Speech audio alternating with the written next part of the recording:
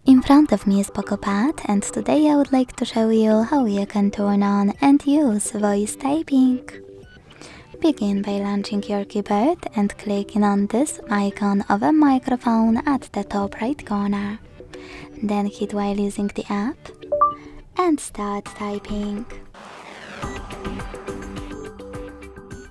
As you can see, voice typing is on. If you want to stop, you can pause or click on the same microphone.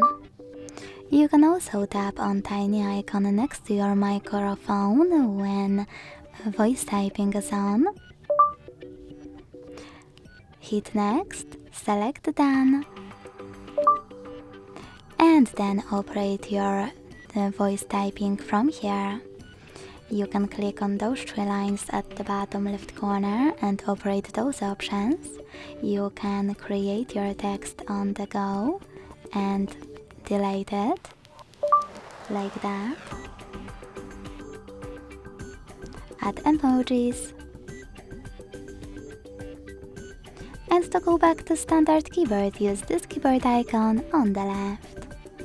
Thanks so much for watching. If you enjoyed this video, leave a like, comment and subscribe. Bye!